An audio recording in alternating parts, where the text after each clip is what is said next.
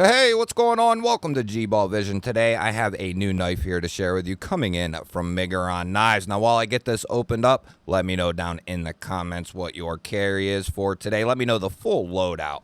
It's been a little bit since we've had a Miguron in to check out. Nice little packaging here. And this is a model that I've never checked out before, and it's surprisingly a lot bigger than I thought it actually was. QC pass sticker there on our cellophane. We'll see about that. We'll be the judge of that. This is going to be the Miguron Talism, and this is going to be out of Miguron's budget line. They also have a nice premium line that they have been going full steam ahead with, and they also have a sister company by the name of AM8 Knives. Now I'll have them both linked down below in the description and the pinned comment. This knife is available right now currently, and it's sitting at about $46, $47, which that is a pretty damn good price here for what we're going to be looking at. Comes in 14C 28N steel. It's got a PVD coated drop point blade here. We have dual thumb studs for the deployment. We're not looking at any front or rear flipper tabs, so it's going to have a little bit more clean aesthetic to it when it's opened and closed up. You just have a very simple profile here. We have a deep carry clip that is surface mounted, and it is going to be reversible for lefties out there. Sharpening choil is okay. The plunge dies right there, so you have a little bit of sharpening life left in that blade there. We are perfectly centered up, and the detent feels very good on this knife here. We have textured G10 for our top handles, and that is over top of steel liners that have been milled out. And then we have a matching G10 backspacer there. This is a lot bigger than I thought it was. Let's get an actual size here and see what we're looking at. So we have about 3 1/8 of cutting edge, and we'll give it, it's not quite at 3.5 overall. We'll give it 3 3/8 strong, and that's coming down there all the way to 7 15/16. And to put that in perspective for you, I'll bring out some comparison knives. We have the Kaiser Drop Bear here up top, and we got the Kaiser Militol here on the bottom, and you can see it's going to be much more in that Militol size. And two more, we have the Benchmade Bug Out up top, and we got the Vastid Raccoon here on the bottom. And you'll see the Talism is going to be much larger than both of those. We'll get our 50 ways baked in Hank here, and we'll see what this pocket clip looks like in the pocket, and we'll see what it looks like when it's down in a pocket. You'll have a little bit poking out there, but not much. That's going to be a pretty deep carry.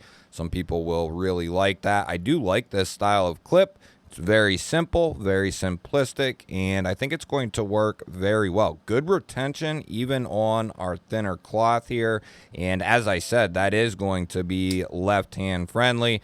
Deep carry, it's surface mounted, which isn't a huge deal as long as they give enough room in between the pocket clip itself and the scale, and this looks to have really good room in there. The retention is really nice, and right off the bat, as far as ergos go, it feels pretty good in the hand. I believe they have used that clip before in the past.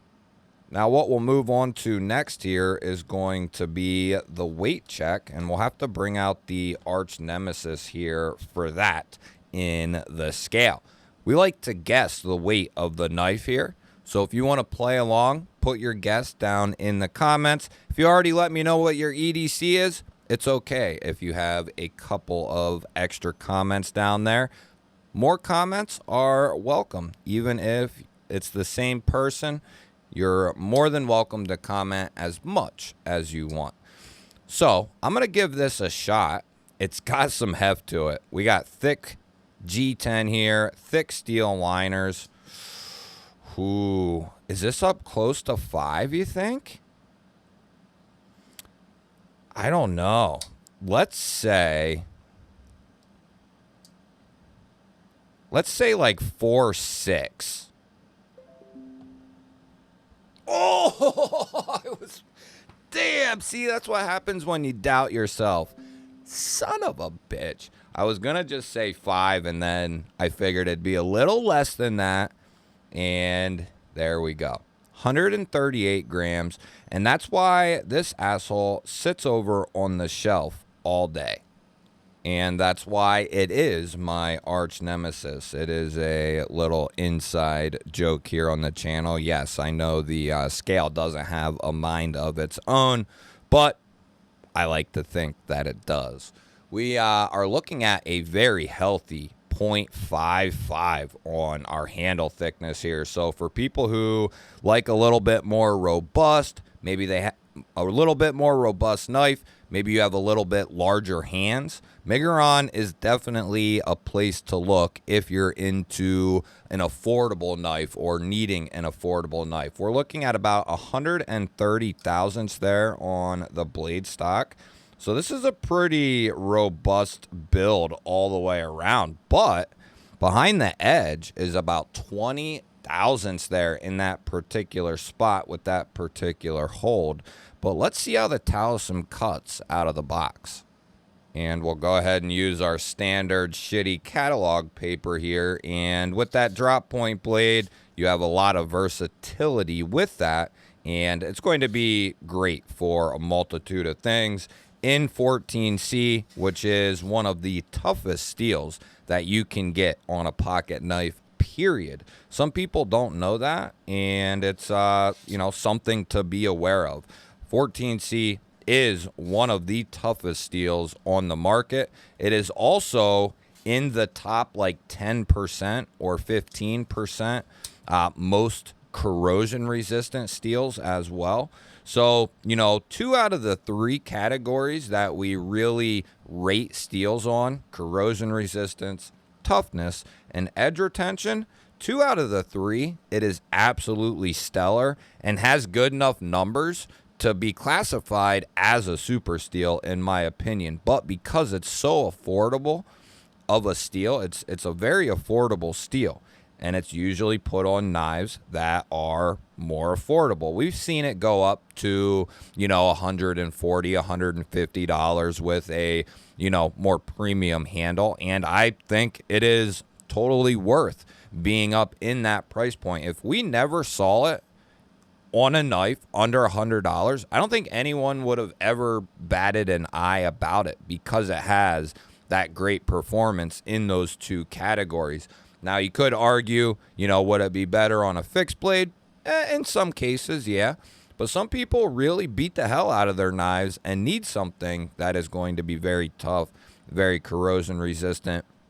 As far as the edge retention goes, it's it kind of sits in the middle of the pack, maybe a little bit below average on the edge retention. It's not horrible by any means, especially when it's done properly.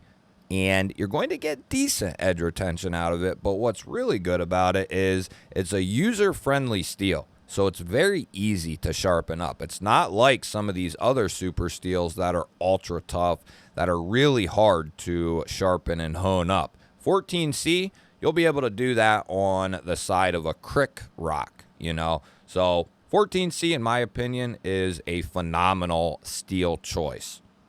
This also had a splendid edge on it. As far as the liner access goes, it's really good. You see a nice chamfer there on it. Good access to it. Very easy to disengage. Our lockup looks pretty good there, about 50% or so. The detent is really solid. They cut out, put the studs far enough out, and there's enough handle cutaway here that you can really get to those studs, so you're not going to have an issue coming up underneath of them or even coming out from the side. So no matter how you like to deploy this knife, you'll be able to reverse flick it out with the fingertip if you want. You'll be able to come up and use your nail if you want. Lots of ways to deploy this knife, even with just the studs. And then, of course, you can always just do the slow roll out with the stud. It wants to jump a little bit because it has that snappier detent, but you can slow roll it out. And that spine is crowned also. That's a really nice touch from Miguron. Typically, something like that was only seen on more premium knives up until very recently. We already checked centering. There's no detent lash in there. That's got a beautiful detent. There's no pivot lashing in there. And as far as the hardware goes, we are looking at T8 on the handle. Very good. We are looking at T8 for the pivot, and we do have a pivot collar here to kind of spice up that pivot area.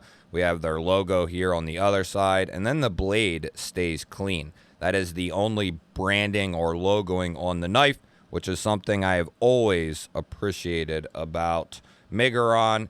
And it looks like we're going to be T6 on the pocket clip screws. That's one thing I would like to see, get changed here very soon, is just go T8 all the way around, right? That way it's very easy. You only need one bit. You might never touch it, or you might move it once to the left side, but still, I'd like to see T8 here. Another adjustment I would like to see on this knife, and we got to remember, this is just a budget knife, so there's things that they do and don't do in order to keep the price down a little bit. But I would like to see a little longer stretch of milling here and maybe a second set out here towards the tip. That's always something that I recommend, and I wouldn't have minded if the backspacer came up even further, just to give a little bit more comfort in hand. But as this knife sits, because of how thick it is at 0.55, it is very comfortable in my hand. Mine's about 4 inches side to side, or just a touch over, and I have plenty of room on this handle. Ton of room, especially up in that choil area there. That's more of a 50-50 area, I would say. You can get a pretty full finger up in that area, so I'd call that a finger grip there. Very nice, though. I like this layout. I like this setup. Not reinventing the wheel here with this design or anything like that, but it is really well done, and it looks really classy. It reminds me of another knife, but I cannot for the life of me think of what it is. Like, something really sticks out to me, but I can't, at least when it's closed. When it's closed. When it's opened, maybe. But I can't think of what it is exactly. What we're going to do here is test the lockout and make sure it's not going to fail on us. And to some, this is an extremely big deal. We have a coated blade and a coated liner here, so this should be interesting, as long as we don't have any overspray of coating, which creates a very slick surface. We should be in pretty good shape, and Miguron has a good track record here, pretty good. So let's see what we got. Just a couple light taps up towards the tip there to get us going. That puts a ton of stress on it. We'll close it and check it. Ooh. There she did. Yeah, she sure did. And I don't know for sure until we take it apart, but you'll have to let me know if you want to see this knife get... We can take a closer look at this in a separate video. I'll do it. But we can take this apart and see if this is a culprit of overspray on the blade or the liner, because, as I said, they're both coated. And that creates a very slick surface if there's still coating there. Now, I've fixed two in the past that had this same exact issue. They failed. They were a liner lock. They were coated. We took the coating off because there was overspray on both. And we took that down, took it off, and the knives never failed again. So that is a huge culprit, I think, to some of these knives, because it feels and it sounds pretty good. But then when I push it just a little bit more, it wants to fail. See, some people would call that good. And that is pretty good. But when you put that little extra on it, you know, if you really get on that spine or really get this blade into something, that could cause an issue. But I'm interested to hear your thoughts on the Talism here. Should we take this thing apart and diagnose what's going on in there? It very well could be coating and oil causing a huge issue with the lock face and the tang of the blade meeting up and giving us because it has a good lockup. It's just slipping there when you put so much on it. And I think that's going to be attributed to the coating. And I could be very wrong, but if you're interested in it, let me know. We'll do a video. We'll take this apart. We'll start from right here, and we'll go through the entire process and see if that is exactly why this knife is failing. I look forward to hearing from you because this is a solid knife. It's a great size, 46, 47 bucks. And, you know, this could be just this one here. I've seen it 1,000 times where, you know, one might fail and tons of people say they have the knife and haven't had an issue with it. So this could solely be this knife. I want to make that clear as well. But nonetheless, we can still try to diagnose why it is failing the lockup. Pretty cool knife, though, from Miguron, and we got more from them to come here in the future. I look forward to hearing your thoughts and opinions on this knife here, and let me know if you own any Miguron knives or AM8 knives and what you think. Share this video with your friends and family.